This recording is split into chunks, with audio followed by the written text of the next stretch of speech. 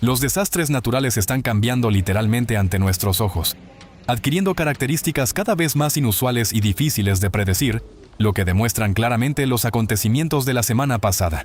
Aunque hasta hace poco estos cambios rara vez se convertían en tema de debate, ahora esta tendencia se ha vuelto tan evidente que los especialistas ya no pueden ignorarla. Sin embargo, incluso al comentar lo que está ocurriendo, muchos de ellos evitan o directamente no tienen en cuenta el factor que contribuye de manera significativa a la formación de estas anomalías. ¿Qué factor es este? Lo descubrirán a continuación en este episodio. Oriente Medio. A finales de marzo, los países de Oriente Medio quedaron bajo el impacto de tormentas extremas.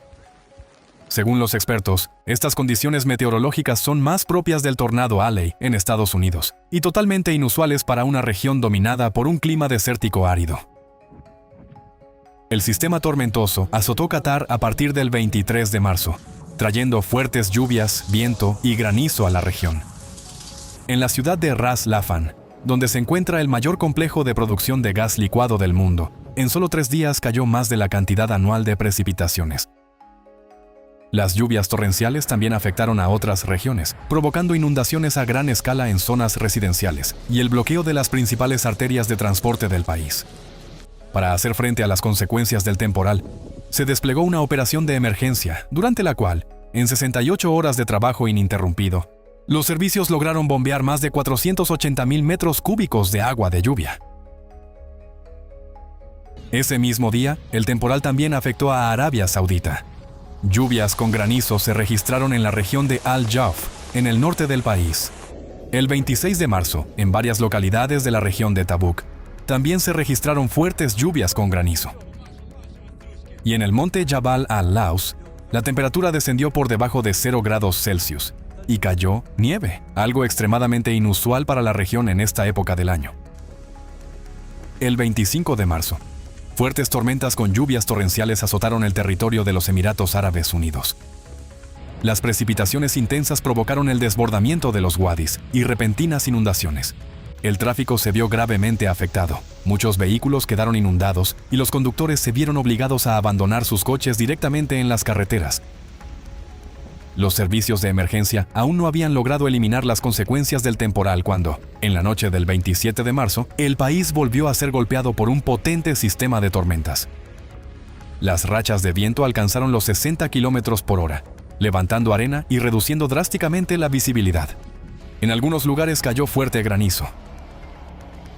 Las lluvias intensas estuvieron acompañadas de relámpagos continuos y estruendos de truenos. Según los residentes locales, los destellos iluminaron el cielo durante más de 2 horas seguidas. El mal tiempo provocó retrasos en los vuelos, y en grandes ciudades como Dubái, Sharjah y Abu Dhabi, las carreteras y los pasos subterráneos quedaron inundados.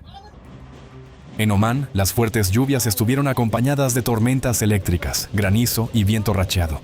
Los cauces secos de los ríos se llenaron rápidamente de agua, provocando inundaciones repentinas. Se vieron interrumpidos los servicios de comunicación, así como el suministro de electricidad y agua. La provincia más afectada fue Musandam, donde los servicios de emergencia recibieron más de 1,400 solicitudes para hacer frente a las consecuencias del mal tiempo. En algunos lugares, las carreteras se volvieron intransitables y los habitantes de ciertas localidades quedaron aislados en sus hogares. Las autoridades anunciaron el paso al trabajo remoto en la mayoría de las provincias. Para alojar a los residentes evacuados, se abrieron 161 centros en todo el país. El temporal se cobró la vida de al menos 12 personas. En Yemen, el fenómeno comenzó el 27 de marzo, provocando inundaciones a gran escala. Las rápidas corrientes de agua y lodo inundaron zonas residenciales y dañaron cientos de viviendas. Más de 1,000 familias se quedaron sin hogar. Muchas carreteras quedaron inundadas o bloqueadas por piedras. En Adén, la capital provisional del país, el tráfico en las principales calles quedó paralizado durante varias horas. La situación más grave se registró en la provincia de Taiz, donde las inundaciones anegaron varias aldeas. Los flujos de lodo dañaron la histórica mezquita Al-Gharafi, uno de los principales monumentos religiosos y culturales de la región. También quedaron destruidas amplias zonas agrícolas y murió una gran cantidad de ganado. Las labores de rescate se llevaron a cabo en condiciones extremadamente difíciles debido a las continuas lluvias y a la infraestructura dañada. En algunas zonas era complicado acceder por la fuerte corriente y el alto nivel del agua. El desastre se cobró la vida de al menos 17 personas, mientras que otras 5 siguen desaparecidas. Europa. Una ola de aire polar que cubrió Francia el 26 de marzo provocó el regreso del tiempo invernal. Se registraron nevadas a bajas altitudes en los montes Vosgos y en la isla de Córcega. Como resultado, se produjeron serias dificultades en las carreteras. Camiones quedaron bloqueados en tramos helados. En la ciudad de Segur, en el departamento de Aveirón, debido al hielo se formó un atasco de varios kilómetros. Y en el norte del país, a causa de la gran cantidad de granizo, un camión se estrelló contra la valla de una vivienda. En la localidad de Hauteville-Lomp, en el departamento de Ain, cayeron 10 centímetros de nieve. Y el espesor máximo del manto nivoso alcanzó los 20 centímetros en una estación de esquí en la región de Saboya. En la noche del 27 de marzo, el principal impacto se produjo en los viñedos del departamento de Indre y Loira, donde la temperatura descendió hasta menos 3 grados Celsius. Para minimizar los daños a la cosecha, los agricultores de las zonas vitivinícolas utilizaron durante toda la noche torres térmicas, velas y hogueras de humo. Esta ola de aire polar frío provocó la formación del ciclón Débora. El 26 de marzo, este golpeó con fuerza explosiva la península de los Apeninos. En la región de Friuli-Venecia Julia, el viento alcanzó velocidades extraordinarias no solo en las montañas, donde las rachas llegaron a 216 km por hora, sino también en la costa y en las zonas bajas. El temporal provocó la caída de árboles y postes, así como cortes en las líneas eléctricas. En la ciudad de Génova, debido al viento, los aviones no podían aterrizar y fueron desviados a otros aeropuertos. En los Apeninos, entre las regiones de Toscana y Emilia-Romagna, los senderos hacia monasterios y refugios para peregrinos quedaron cubiertos por nieve de hasta la cintura. Durante la noche, la temperatura descendió bruscamente entre 10 y 15 grados Celsius. En la carretera provincial hacia el conocido centro de peregrinación de la Verna, un autobús turístico quedó atrapado en la nieve. La maquinaria quitanieves resultó incapaz de hacer frente a tal cantidad de nieve. Y 58 peregrinos, muchos de ellos de edad avanzada, se vieron obligados a continuar a pie. En el territorio de la Verna, la nieve caía en forma de finos cristales de hielo, lo que indica temperaturas muy bajas en las capas donde se formó. Y en las piedras y rocas de los patios del monasterio, se formaron largas estalactitas de hielo. Nápoles y las ciudades costeras fueron repentinamente golpeadas por el frío, el viento y la lluvia con nieve. En Roma, la temperatura diurna no superó los más 6 grados Celsius, algo más propio de mediados de enero y totalmente inusual para finales de marzo. La ciudad fue azotada por fuertes tormentas con lluvias torrenciales y granizo. En la carretera estatal E45, debido a la nevada, un camión volcó, lo que provocó el cierre de la vía en dirección norte. En la zona del municipio de Verghereto, en la ciudad de Avezzano, situada a unos 700 metros sobre el nivel del mar, se desató una fuerte ventisca, con una temperatura de más 4 grados Celsius. En marzo, a esa altitud, normalmente llueve y la nieve cae mucho más arriba, en las cumbres, por lo que lo ocurrido aquí es extremadamente inusual. El día 27, en los Alpes, en el observatorio Capanna Regina Margherita, se registró una temperatura récord para marzo de menos 29,7 grados Celsius. Pero debido al fuerte viento, con rachas de más de 140 km por hora, la sensación térmica alcanzó un extremo de menos 56,5 grados Celsius. En Croacia, el ciclón Débora trajo intensas nevadas y vientos huracanados, cuyas rachas en la costa alcanzaron los 150 km por hora. En un solo día, los bomberos realizaron alrededor de 900 salidas en todo el país. Despejaron carreteras de árboles caídos y ayudaron a restaurar edificios dañados. El 27 de marzo, en la capital del país, Zagreb, debido a los vientos huracanados de hasta 120 km por hora, se suspendieron las clases en las escuelas. El viento derribó árboles, resultaron dañados más de 150 vehículos y más de 50 tejados. También sufrió graves daños un pabellón de baloncesto. Debido a la nieve y al fuerte viento, se interrumpió la comunicación de transporte entre las regiones interiores del país y la costa. Se cerraron rutas clave, incluidos tramos de las autopistas A6 y A1 en las zonas montañosas de Gorsky Kotar y Lika. El mal tiempo provocó el cierre temporal del puente que conecta el continente con la isla de Krk, así como la suspensión de numerosos servicios de ferry y catamarán en Dalmacia, la parte sur de la costa croata. Al mismo tiempo, en Bosnia y Herzegovina, el ciclón Débora llegó acompañado de granizo y tormentas eléctricas. En la ciudad de Mostar, en la ciudad costera de Neum, en el centro de peregrinación de Medjugorje, así como en las zonas de Široki Brijeg y Grude, las calles quedaron cubiertas de granizo en cuestión de minutos, y el tráfico quedó completamente bloqueado debido a las carreteras resbaladizas y la visibilidad nula. Para la tarde del 27 de marzo, el temporal provocó un apagón a gran escala. Alrededor de 50.000 consumidores en el cantón de Una Sana se quedaron sin electricidad. La situación más crítica se registró en el centro administrativo de Bihać y en la ciudad de Kasin, bajo el peso de la nieve húmeda y la caída de árboles. Los cables se rompían, lo que provocaba el colapso de postes de hormigón y metal de las líneas eléctricas. El 29 de marzo, en el monte Vlasic, un popular centro de esquí, comenzó una intensa nevada. La altura de los ventisqueros superó 1 metro, lo que dificultó el acceso a las localidades turísticas. En Rumanía, en la carretera de alta montaña transalpina, en el distrito de Gorj, el viento alcanzó los 120 km por hora y el espesor de la nieve superó los 35 centímetros. En el lago Valia, en el distrito de Argeș, la nieve superó el 1,5 metros.